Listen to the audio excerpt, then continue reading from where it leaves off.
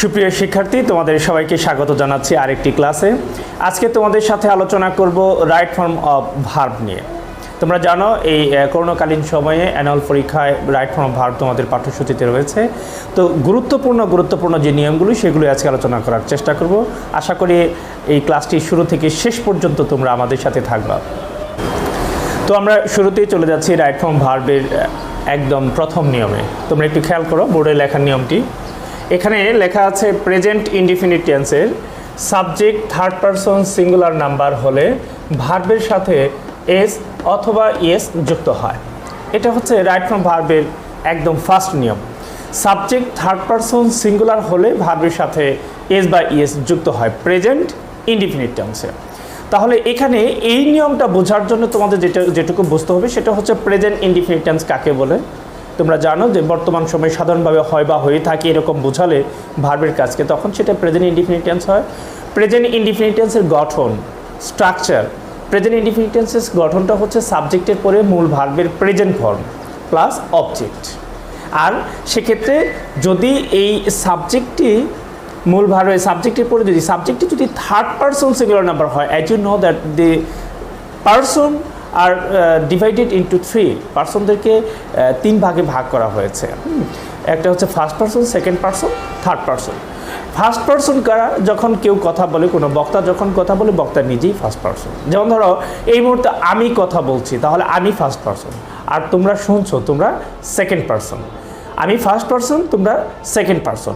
এই আমি আমরা এটা ফার্স্ট পারসন, তুমি তোমরা সেকেন্ড পারসন। এছাড়া যারা থার্ড পারসন তারা, বাকিরা যারা আছে বাইরে যারা আছে তারা সবাই থার্ড পারসন। এবং সিঙ্গুলার নাম্বার বলতে আমরা খুব ক্লিয়ারলি বুঝি যে সিঙ্গুলার এবং প্লুরাল, অর্থাৎ নাম্বার দুই প্রকার, একটা হচ্ছে সিঙ্গুলার আর একটা হচ্ছে প্লুরাল। সিঙ্গুলারটা একটি মাত্র ব্যক্তি বস্তু প্রাণীকে বোঝাবে, যে ওয়ার্ডটা দ্বারা একটি মাত্র ব্যক্তি বস্তু প্রাণীকে বোঝায় সেটা হচ্ছে সিঙ্গুলার নাম্বার, আর একের বেশি হলেই সেটা হয়ে যাচ্ছে প্লুরাল। তাহলে থার্ড পারসন সিঙ্গুলার নাম্বার আমরা মোটামুটি ক্লিয়ারলি বুঝলাম। এই থার্ড পারসন সিঙ্গুলার নাম্বার হলে ভার্বের সাথে হয় এস যুক্ত হবে, না হয় ইএস যুক্ত হবে। আমি যদি তোমাদেরকে একটু উদাহরণ দিয়ে বোঝাতে চাই, দেখো মাদার ব্র্যাকেটে কুক রাইস ডেইলি, ডেইলি মা প্রতিদিন ভাত রান্না করে, মা প্রতিদিন ভাত রান্না করে। এখানে মাদার কিন্তু আমিও না, মাদার কিন্তু তুমিও না, তোমরাও না, আমরাও না। মাদার মা থার্ড পারসন, এবং মা এখানে একা, that's in singular number. So subject third person singular number. তাহলে ভার্বের সাথে এই যে কোক, এই কোকের সাথে আমি হয় এস যোগ করব, না হয় ইএস যোগ করব।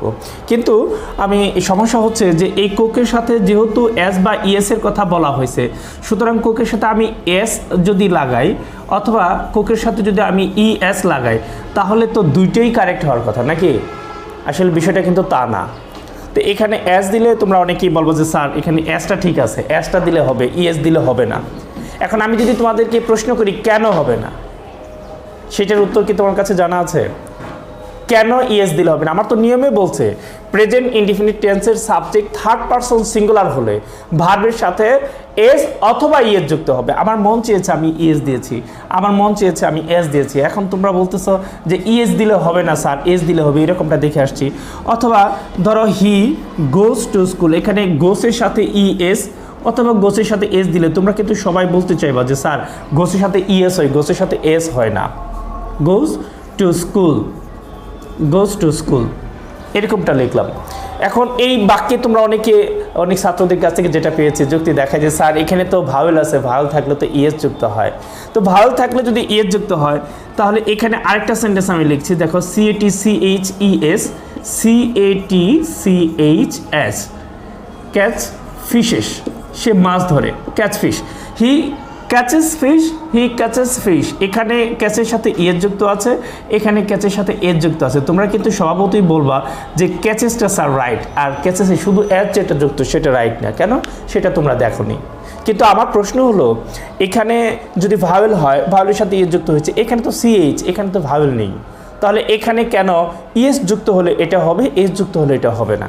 আসলে সব কিছু মিলিয়ে আমি তোমাদেরকে যেটা ক্লিয়ার করতে চাচ্ছি সেটা হচ্ছে প্রেজেন্ট ইনডিফিনিট টেন্সের সাবজেক্ট থার্ড পারসন সিঙ্গুলার হলে ভার্বের সাথে এস অথবা ইএস যুক্ত হবে, এটা ঠিক আছে, কিন্তু কখন কোথায় এস যুক্ত হবে আর কোথায় ইএস যুক্ত হবে এই বিষয়টা তোমার একটু ক্লিয়ার হতে হবে।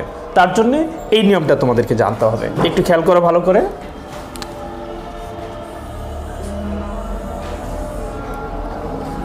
S double S S H C C H O. এখানে একটু খেয়াল করো তোমরা, প্রেজেন্ট ইনডিফিনিট টেন্সে সাবজেক্ট থার্ড পারসন সিঙ্গুলার হলে এই নিয়মটার সাথে একটু অ্যাড করতে হবে। প্রেজেন্ট ইনডিফিনিট টেন্সে সাবজেক্ট থার্ড পারসন সিঙ্গুলার হলে ভার্বের শেষে যদি S double S S H C C H O এই 6টি থাকে, তাহলে কেবলমাত্র তখনই এদের সাথে ইএস যুক্ত হবে। আমি আবার বলছি, যদি subject third person singular number হওয়ার পর ভার্বের শেষে প্রেজেন্ট ইনডিফিনিট টেন্সের S double S S H C C H O এই 6টি থাকে, তাহলে ওই সমস্ত ভার্বের শেষে ইএস যুক্ত হয়ে যাবে। তোমাদেরকে একটু যদি উদাহরণটার সাথে মিলিয়ে দেখাই, এখানে দেখো কুক, এখানে শেষের লেটারটি হচ্ছে কে, এখানে এই 6টা লেটারের মধ্যে কোথাও কে নাই, দ্যাটস মিনস এই 6টার মধ্যে যে যদি থাকতো তাহলে ইএস যুক্ত হতো, আর এই 6টার মধ্যে না থাকলেই বাকি সব ক্ষেত্রে শুধু এস যুক্ত হবে। সুতরাং কুকের সাথে এসটা যুক্ত করলে এটা হবে রাইট ফর্ম অফ ভার্ব, এটা হবে সঠিক ভার্বের সঠিক রূপটি। আর এই কোকের সাথে ইএসটা যুক্ত করলে এই কুকসটা হবে না, বিকজ আমার নিয়মের মধ্যে পড়ে না। ইএস যুক্ত করার জন্য আমার এই 6টা পার্ট লাগবে। এই 6টা পার্ট যদি না থাকে তাহলে সেটাকে আমরা কিছুতেই ওখানে আমরা ইএসটা যোগ করতে পারবো না। সেকেন্ড এক্সাম্পলটা দেখো, হি গোজ টু স্কুল, এখানে গোসের শেষে ও যুক্ত হয়েছে, ও রয়েছে আর কি, তো ও থাকলে আমার এই 6টার মধ্যে কিন্তু ও আছে যেখানে ইএস যুক্ত হবে, সুতরাং এখানে আমি ইএসটা যুক্ত করেছি, ইএসটা হচ্ছে কারেক্ট। আর হি ক্যাচেস, এখানে সিএইচ যুক্ত আছে, দেখো এখানে লক্ষ্য করো এই 6টার মধ্যে সিএইচ আছে, সুতরাং সিএইচ থাকলে তো ইএস হয়, এখানে আমি এস লিখলেও সেটা হবে না। এই হচ্ছে মূলত 1 নম্বর নিয়ম, যে প্রেজেন্ট ইনডিফিনিট টেন্সের সাবজেক্ট থার্ড পারসন সিঙ্গুলার হলে এবং ভার্বের সাথে থার্ড পারসন সিঙ্গুলার হলে এস বা ইএস যুক্ত হবে। বিশেষ দ্রষ্টব্যে আমরা বলতে পারি যে যদি ভার্বের শেষে S double S S H C C H O এই 6টি যুক্ত থাকে, তাহলে কেবলমাত্র তখনই ইএস যুক্ত করতে হবে, আর বাকি সব ভার্বের জায়গায় আমরা শুধু এস যুক্ত করলেই এই নিয়মের মধ্যে সেন্টেন্সটা কারেক্ট হয়ে যাবে। তাহলে চলো আমরা দ্বিতীয় রুলসে চলে যাই।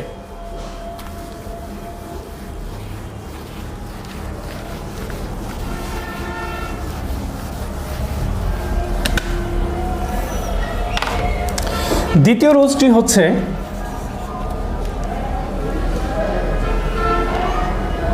Universal truth.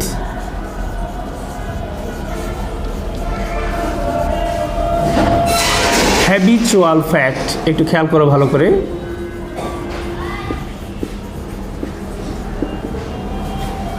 Universal truth, habitual fact, historical event.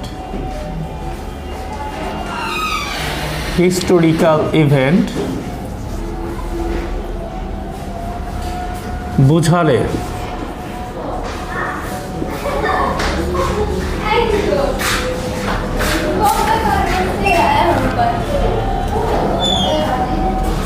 Present indefinite tense হয়।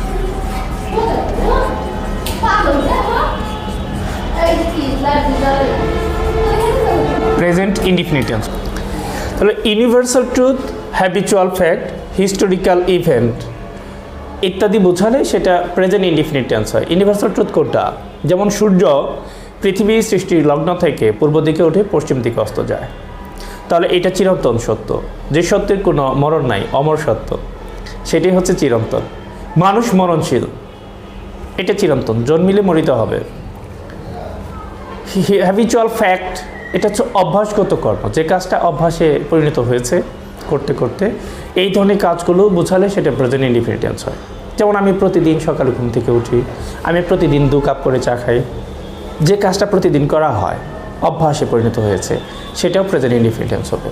হিস্টোরিক্যাল ইভেন্ট, ঐতিহাসিক ঘটনা, যেমন 1757 সালে পলাশী প্রান্তরে নবাব সিরাজউদ্দৌলা পরাজিত হয়, এখানে 1757 সালের ঘটনা অতীতকালের ঘটনা হলেও একটি উল্লেখযোগ্য ঘটনা হওয়ার কারণে এটা প্রেজেন্ট ইনডিফিনিট টেন্স হয়ে যাবে। 1971 সালে বাংলাদেশ স্বাধীন হয়। 1971টা অতীতকালে থাকলেও এটা প্রেজেন্ট ইনডিফিনিট টেন্সের ভিতরে চলে আসবে, কারণ এটা তাৎপর্যপূর্ণ কিছু হিস্টোরিক্যাল ইভেন্ট বোঝানো হচ্ছে। তাহলে আমরা এই তিনটার ক্ষেত্রে present tense, present indefinite tense হিসেবে তাদেরকে ধরে নেব। এবং সেই প্রেজেন্ট ইনডিফিনিট টেন্সের প্রথম যে নিয়মটি বললাম, সাবজেক্ট থার্ড পারসন হলে ভার্বের সাথে এস বা ইএস যুক্ত করতে হবে যদি সিঙ্গুলার নাম্বার হয় সাবজেক্টটি। আর যদি সিঙ্গুলার নাম্বার না হয়ে প্লুরাল হয় থার্ড পারসন, সেক্ষেত্রে কিন্তু আমরা এস ইএস কিছু যোগ করবো না, শুধু ভার্বের প্রেজেন্ট ফর্ম থাকবে। Because we already no that the structure of present indefinite tense is subject plus base form of main verb plus object or extension something. Let's go the next role.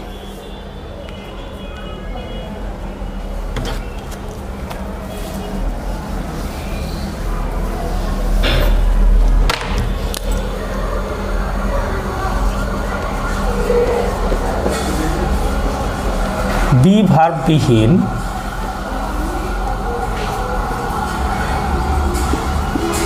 সেন্টেন্সগুলোকে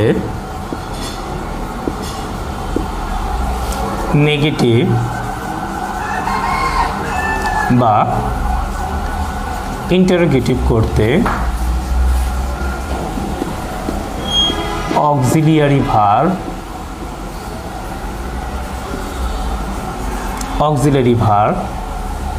do, does অথবা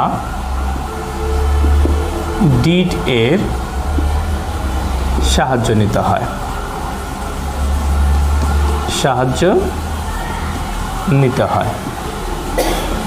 এখানে দেখো B ভার্ববিহীন sentence, এই কথাটা কিন্তু আমাদের অনেক সময় বুঝতে একটু কষ্ট হয় আমাদের স্টুডেন্টদেরকে, যে বি ভার্ববিহীন। একটু মনোযোগ দিয়ে শোনো, আমাদের টোটাল গ্রামারে বা ফিউচার পারফেক্ট কন্টিনিউয়াস টেন্স পর্যন্ত দেখবা এখানে প্রত্যেকটা টেন্সের স্ট্রাকচারে অক্সিলারি ভার্ব দেওয়া আছে, কেবলমাত্র দুইটা টেন্সের স্ট্রাকচারে অক্সিলারি ভার্ব দেওয়া নাই। দুইটা টেন্সের স্ট্রাকচারে অক্সিলারি ভার্ব দেওয়া নাই। এখন একটু ফাইন্ড আউট করো তো এই দুইটা টেন্স কোনগুলো। হ্যাঁ, একটা হচ্ছে প্রেজেন্ট ইনডিফিনিট টেন্স, একটা হচ্ছে প্রেজেন্ট ইনডিফিনিট টেন্স, একটা হচ্ছে past indefinite tense. Because you know that the structure of present indefinite tense is subject plus base form of the main verb plus object, and the structure of past indefinite tense is subject then past form of the main verb plus object. So in these two cases, in cases এই দুইটা ক্ষেত্রে তোমার কোনো auxiliary verb নাই। Apart this two tenses, এই দুইটা tense ছাড়া বাকি টেন্সগুলো স্ট্রাকচারে তুমি খেয়াল করে দেখো অক্সিলারি ভার্ব আছে। তুমি যদি প্রেজেন্ট কন্টিনিউয়াস টেন্সে যাও অ্যামিজার, প্রেজেন্ট পারফেক্ট টেন্স গেলে হ্যাভ হ্যাজ, তুমি যদি পাস্ট কন্টিনিউয়াস টেন্সে যাও ওয়াজ ওয়্যার, পাস্ট পারফেক্ট টেন্সে গেলে হ্যাড, ফিউচার টেন্সে গেলে শ্যাল উইল, এগুলো আছেই সব টেন্সের মধ্যে ফিউচার টেন্সের। তো সো এখানে আমরা এই দুইটা টেন্সের মধ্যে অক্সিলারি ভার্ব নাই। আর বি ভার্ব বলতে এখানে আমরা অক্সিলারি ভার্বকে বোঝাচ্ছি। আমার মনে হয় বিষয়টা ক্লিয়ার। তাহলে অক্সিলারি ভার্ব ছাড়া দুইটা টেন্সই আছে, একটা হচ্ছে প্রেজেন্ট ইনডিফিনিট টেন্স আর একটা হচ্ছে পাস্ট ইনডিফিনিট টেন্স। আর এই সমস্ত সেন্টেন্সকে যদি আমরা নেগেটিভ কিংবা ইন্টারোগেটিভ করতে চাই, এই জন্য know that what is negative and what is interrogative, এটা তো তোমাদের একদম clear according to the sentence, according to the meaning, এটা তো তোমাদের ইনশাল্লাহ মোটামুটি তোমরা সবাই জানো। তো এখানে এই যে ডু, ডাজ অথবা ডিড, এর মধ্যে আবার একটু পার্ট আছে। এই ডু ডাজটা এই দুইটা বসবে প্রেজেন্ট ইনডিফিনিট টেন্সের ক্ষেত্রে, ডু ডাজ বসবে প্রেজেন্ট ইনডিফিনিট টেন্সের ক্ষেত্রে, আর ডিড বসবে পাস্ট ইনডিফিনিট টেন্সের ক্ষেত্রে। উদাহরণটা দেখলে তোমাদের একটু ক্লিয়ার হবে। যেমন দেখো, ধরো একটু হি, আমি ব্রেকেটে নট কাম লিখলাম, হেয়ার অফেন, সে প্রায়ই এখানে আসে না, সে প্রায়ই এখানে আসে না। আমি নট কাম দেওয়ার কারণে সেন্টেন্সটাকে নেগেটিভ করতে চাচ্ছি, সে প্রায়ই এখানে আসে না। তাহলে সেন্টেন্সটাকে যদি নেগেটিভ করতে চাই, দেখো এই often, often, sometimes, regularly, daily, everyday, naturally, normally, এই ওয়ার্ডগুলো যদি কোনো সেন্টেন্সে থাকে তাহলে সেই সেন্টেন্সটা কিন্তু প্রেজেন্ট ইনডিফিনিট টেন্স, সেই সেন্টেন্সটা প্রেজেন্ট ইনডিফিনিটেন্স, জ্বর আসার আগে যেমন আমাদের শরীর কাঁপুনি দেয়, একটু একটু গরম হয়, শীত শীত লাগে, ঠিক এরকম যেরকম জ্বরের সিমটম আর প্রেজেন্ট ইনডিফিনিটেন্সের সিমটম কিন্তু এইগুলো। তো এখানে অফেন দেখে আমরা আইডেন্টিফাই করতে পারি যে this sentence will be present indefinite tense and I want to make this sentence একটু নেগেটিভ। আমি সেন্টেন্সটাকে তো নেগেটিভ করতে চাই। অ্যাকর্ডিং টু দ্য রুল, বি ভার্বিং সেন্টেন্সকে নেগেটিভ বা ইন্টারোগেটিভ করতে হলে অক্সিলারি ভার্ব হিসেবে ডু ডাজ অথবা ডিড আসবে। যেহেতু আমরা ইতিমধ্যে আলোচনায় বলেছি যে বি ভার্বিং দুইটা টেন্সই আছে, একটা হচ্ছে প্রেজেন্ট ইনডিফিনিটেন্স আর একটা হচ্ছে পাস্ট ইনডিফিনিটেন্স। এখানে সিমটম দেখে আমরা এটাকে যেহেতু প্রেজেন্ট ইনডিফিনিটেন্সে নির্ধারণ করতে পেরেছি, তোমাদের জেনে রাখা ভালো প্রেজেন্ট ইনডিফিনিটেন্সে হয় ডু বসবে না হয় ডাজ বসবে। এখন প্রশ্ন হচ্ছে প্রেজেন্ট ইনডিফিনিটেন্সে কোথায় ডু বসবে আর কোথায় ডাজ বসবে। তোমরা কিন্তু এখানে সহজে অনুমান করতে পারো যে প্রেজেন্ট ইনডিফিনিটেন্সের সাবজেক্ট যদি থার্ড পারসন সিঙ্গুলার নাম্বার হয়, থার্ড পারসন সিঙ্গুলার নাম্বার যদি হয় কেবলমাত্র তখনই ডাজ আসবে। আর থার্ড পারসন সিঙ্গুলার নাম্বার না হলে অন্য কোনো নাম্বারের ক্ষেত্রে, সাবজেক্টের ক্ষেত্রে তোমার শুধু ডু এবং ডু এর পরে নেগেটিভ করার জন্য যে রুল, একটা নট দিতে হবে, অর্থাৎ ডু নট ইউজ করলে হয়ে যাবে। তাহলে থার্ড পারসন সাবজেক্টটা থার্ড পারসন সিঙ্গুলার নাম্বার হলে ডাজ নট, আর থার্ড পারসন সিঙ্গুলার নাম্বার না হয়ে অন্য কোনো সাবজেক্ট হইলেই সেখানে আমরা ডু নট ব্যবহার করব। সো অ্যাকর্ডিংলি আমরা এখানে হি নট কামটাকে আমরা ডাজ নট করে দিলাম, because this he is third person singular number, so does not. এবং তোমরা সবসময় মনে রাখবা যখন ডাজ নট বসবে তখন কিন্তু মূল ভার্বের সাথে এস বা ইয়েস কোনো কিছু বসবে না। তাহলে he does not come here often, সে এখানে প্রায়ই আসে না। অফেন, আবার তোমরা অফটেন মনে করো না এখানে, কারণ টির উচ্চারণটা হয় না, অফেন। হ্যাঁ, আর যদি পাস্ট ইনডিফিনিটেন্স, যেমন ধরো ফাদার, বাবার কথা বলতেছি, ফাদার ব্রেকেটে not come yesterday, not come yesterday. এখানে নট কাম বলতে আমি কিন্তু নেগেটিভ করতে চাচ্ছি, তাহলে ফাদার এখানে yesterday, ago, long since, before, long before, once, last night, last week, last year, last month, এরকম অতীত নির্দেশক কোনো শব্দ যদি থাকে তাহলে সেই শব্দগুলো থাকার কারণে ওই সেন্টেন্সটি হয়ে যাবে পাস্ট ইনডিফিনিট টেন্স। সো এখানে দেখো একটু খেয়াল করো, এই যে ইয়েস্টারডে, এই ইয়েস্টারডে থাকার কারণে we may confirm that this sentence is past indefinite tense. We may confirm this sentence is past indefinite tense. So, in past indefinite tense, I use did. Generally, we use did in past indefinite tense to make that sentence negative or interrogative. তাহলে আমরা did যদি ব্যবহার করি, according to the structure of negative sentence, after auxiliary verb, you must put not. তাহলে did এর পরে একটা not হবে, did not, then base form of the main verb.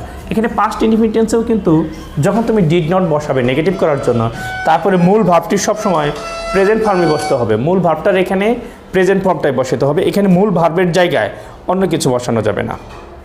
তাহলে বিষয়টা কি মোটামুটি স্টার্টে এখানে আমি যেরকমটা বলছিলাম তোমাদেরকে যে যখন ডিড নট বসবে তখন কিন্তু পাস্ট ইনডিফিনিট টেন্সে মূল ভার্বটি পাস্ট ফর্মে বসার কথা আমরা পড়েছি স্ট্রাকচারে, যে সাবজেক্ট প্লাস ভার্বের পাস্ট ফর্ম প্লাস অবজেক্ট, এটা হচ্ছে পাস্ট ইনডিফিনিট টেন্সের স্ট্রাকচার। কিন্তু ডিড নট, ডিডটাই তো ডু এর পাস্ট ফর্ম, যখন এই ডিড নট বসলো তখন আর মূল ভার্বটার পাস্ট ফর্ম বসবে না, এখানে এই কামটা এখানে কেম আর হবে না, কামই থেকে যাবে। এখানে আরেকটা উদাহরণ যদি তোমাদেরকে দিতে যাই, এই ডু ডাস নিয়ে একটু অনেক দিন আগের কথা এটা তোমাদেরকে, এই ডু এবং ডাস এবং ডিড এরা মূলত কিন্তু একই, ডু ডাস হচ্ছে প্রেজেন্ট ফর্ম আর ডিড হচ্ছে ভার্বের পাস্ট ফর্ম। তো এই ডু ডাস এবং ডিড তোমরা সবসময় মনে রাখবা যে এই ডু ডাস বসবে প্রেজেন্ট ইনডিফিনিট টেন্সে আর ডিড বসবে পাস্ট ইনডিফিনিট টেন্সে। ডাস যখন বসবে তখন ভার্বের সাথে এস বা ইয়েস বসবে না, ডিড যখন বসবে তখন ভার্বের পাস্ট ফর্মটিও আর বসবে না। ওকে, তাহলে তৃতীয় নাম্বার নিয়মে চলে যাই আমরা। সিন্স, সিন্স এটা একটা কনজাংশন হিসেবে কাজ করে। দেখো, সিন্স যদি কোনো সেন্টেন্সে থাকে তাহলে সিন্সের দুইটা নিয়ম আছে। নিয়মে সিন্সের প্রথম অংশটুকু যদি প্রেজেন্ট টেন্সে থাকে, একটু ভালো করে খেয়াল করতে হবে, সিন্সের প্রথম অংশটুকু যদি প্রেজেন্ট টেন্সে থাকে তাহলে দ্বিতীয় অংশটুকু হয়ে যাবে পাস্ট ইনডিফিনিট টেন্স। দ্বিতীয় অংশ কী হবে? পাস্ট ইনডিফিনিট টেন্স হয়ে যাবে। এবার প্রেজেন্ট টেন্স থাকে বলতে প্রেজেন্ট পারফেক্ট টেন্সও থাকতে পারে, প্রেজেন্ট ইনডিফিনিট টেন্সও থাকতে পারে, আর দ্বিতীয় অংশ পাস্ট ইনডিফিনিট টেন্স হয়ে যাবে। কিন্তু সিন্সের প্রথম অংশটুকু যদি পাস্ট ইনডিফিনিট টেন্স হয়, সিন্সের প্রথম অংশটুকু যদি পাস্ট ইনডিফিনিট টেন্স হয় তাহলে সিন্সের পরের অংশটুকু হয়ে যাবে past perfect tense. Past perfect tense. তাহলে সিন্সের দুইটা নিয়ম আমাদেরকে ফার্স্ট এই নিয়মটা মনে রাখতে হবে। যখন রাইট ফর্ম ভার্ব করব, যখন সেন্টেন্স করব, যখন প্যাসেজে থাকবে সিন্স যুক্ত এবং সিন্সের আগের সেন্টেন্সটি তখন আমাকে খেয়াল করতে হবে। কেন করতে হবে? বিকজ সিন্সের আগের অংশটুকু যদি প্রেজেন্ট টেন্সে থাকে তাহলে পরেরটা হয়ে যাবে পাস্ট ইনডিফিনিট টেন্স, আর সিন্সের প্রথম অংশটুকু যদি পাস্ট ইনডিফিনিট টেন্স থাকে তাহলে পরের অংশটুকু হয়ে যাবে past perfect tense. As you know the structure of past perfect tense: subject plus head plus past participle form of the main verb plus object or extension something. So আমরা একটু উদাহরণ দিয়ে একটু ক্লিয়ার করতে চাই। দেখো একটু ভালো করে এখানে, যেমন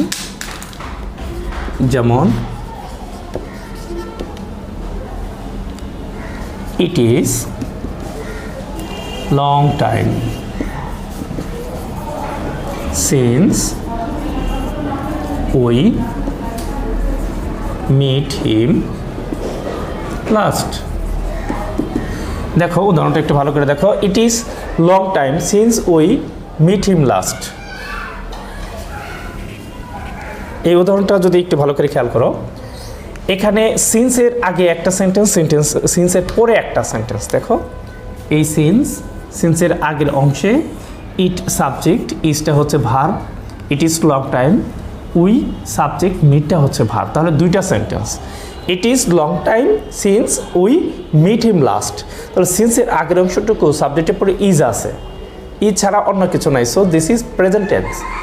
and according to the structure, if you find present tense before since, then the last part will be turned into past indefinite tense. So we meet him last, this sentence will be turned into past indefinite tense. And as you know, the structure of past indefinite tense is after subject you must use the past form of the main verb. This meet এর past form হচ্ছে meet, একটা ই থাকবে, meet। তাহলে এখানে we এর পরে এই মিটের একটা ই হয়ে যাবে, we meet him last, we meet him last. এটা হচ্ছে এটার কারেকশন, রাইট ফর্ম ভার্বের কারেকশন। তাহলে সিন্সের আগের অংশটুকু যদি পাস্ট ইনডিফিনিট টেন্স হয়, যেমন এই সেন্টেন্সটা, আরেকটা সেন্টেন্স একটু দেখি আমরা।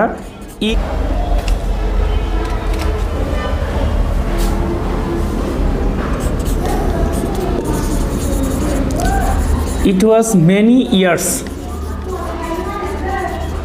since we ব্রেকেটে meet him last.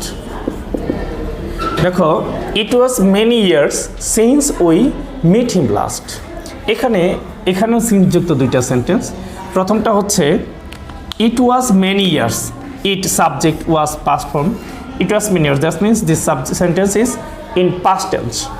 So যদি সিন্সের আগের অংশটুকু পাস্ট টেন্স হয়, পাস্ট ইনডিফিনিট টেন্স আছে, তাহলে পরেরটা হবে পাস্ট পারফেক্ট। তাহলে উই মিট হিম লাস্ট, এটা পাস্ট পারফেক্ট টেন্স হবে। আর পারফেক্ট টেন্সের নিয়ম অনুযায়ী সাবজেক্টের পরে হ্যাড, উই হ্যাড, তারপরে meet him last. Past perfect টেন্সের স্ট্রাকচার অনুযায়ী আমাদেরকে সেটা লিখতে হবে। তাহলে বোঝা গেল সিন্সের আগের অংশ প্রেজেন্ট টেন্স হলে সিন্সের পরের অংশ হবে পাস্ট ইনডিফিনিট টেন্স। সিন্সের আগের অংশ যদি পাস্ট ইনডিফিনিট টেন্স হয় তাহলে পরের অংশটুকু হবে পাস্ট পারফেক্ট টেন্স। আর এখানে আমাদের রাইট ফর্ম ভার্ব করার জন্য অবশ্যই কিন্তু আমাদের 12 প্রকার টেন্সের যে স্ট্রাকচার, এই স্ট্রাকচারটা কিন্তু আমাদের অবশ্যই মুখস্থ থাকতে হবে। এখানে কোনো রকম কোনো ছাড় দেওয়া যাবে না। তাহলে চলো চতুর্থ নিয়মে আমরা চলে যাই। আর একটা নিয়মে, কোনো সেন্টেন্সে যদি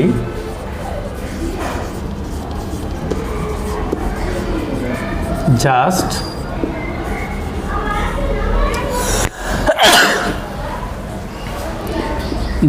now, already, lately, recently, কোনো সেন্টেন্সে যদি just now, already, lately, recently ইত্যাদি থাকে,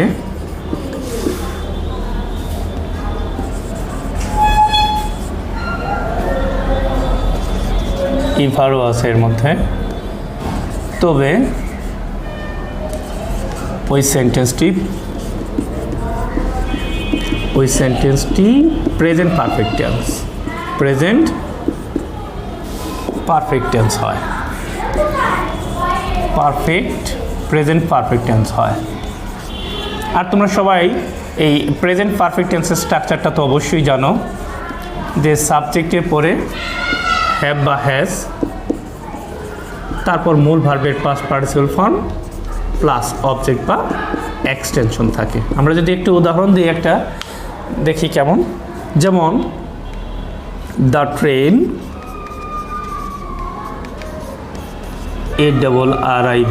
ARRIVE জাস্ট নাও। দেখো এই মাত্র, জাস্ট নাও শব্দের অর্থ হচ্ছে এই মাত্র। এই জাস্ট নাও থাকার কারণে সেন্টেন্সটা হয়ে যাবে present perfect tense. The train has arrived, past participle form হয়ে যাবে according to the structure of present perfect tense, just now.